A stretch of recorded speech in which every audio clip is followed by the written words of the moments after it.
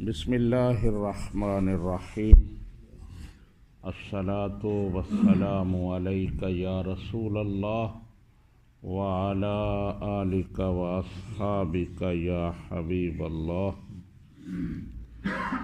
احباب، کل ایک نوجوان نے سوال پیش کیا تھا۔ سوال تھا صلاۃ الزوال کے بارے میں کہ صلاۃ الزوال کیا ہے، اس کا طریقہ کیا ہے۔ تو نبی رحمت صلی اللہ علیہ وآلہ وسلم کا معمول یہ تھا کہ آپ سورج زائل ہونے کے بعد ظہر سے پہلے 4 رکعت نماز ادا فرمایا کرتے تھے۔ اسی نماز کو بعض علماء نے، محدثین نے صلاۃ الزوال قرار دیا ہے، اور بعض کا خیال یہ ہے کہ یہ کوئی الگ سے نماز نہیں ہے، بلکہ ظہر کی جو پہلی 4 سنتیں پڑھی جاتی ہیں یہ وہی سنتیں ہیں۔ لیکن اکثریت کا کہنا یہ ہے کہ یہ وہ 4 سنتیں نہیں ہیں، یہ الگ نماز ہے۔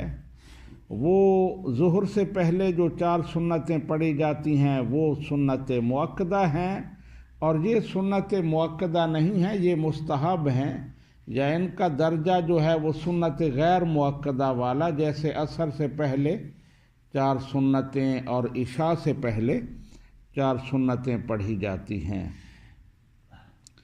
ترمذی شریف میں حدیث ہے، حضرت عبداللہ بن صائب رضی اللہ تعالی عنہ روایت کرتے ہیں کہ نبی کریم صلی اللہ علیہ وآلہ وسلم سورج زائل ہونے کے بعد، زوال سے گزرنے کے بعد ظہر سے پہلے 4 رکعت پڑھا کرتے تھے ایک ہی سلام کے ساتھ۔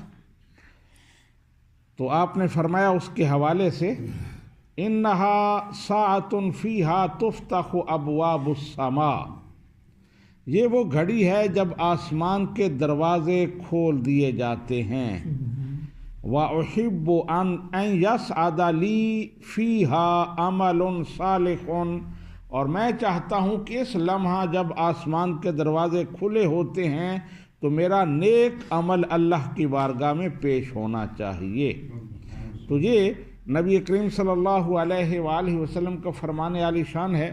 تو جن احباب کو شوق ہو، کوئی ٹائم رکھتے ہوں، تو وہ زوال کے بعد، زوال کا جو ٹائم ہوتا ہے وہ آپ جانتے ہیں، اس بارے میں میں نے کئی دفعہ بتایا ہے کہ زوال کا ٹائم کیسے نکالنا ہے۔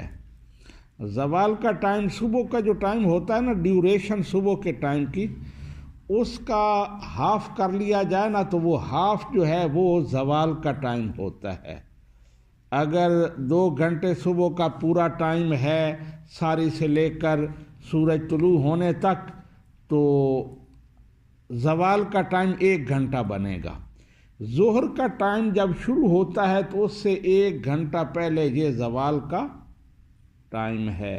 جیسے ہی زوال کا ٹائم ختم ہوتا ہے تو ظہر کا ٹائم شروع ہو جاتا ہے۔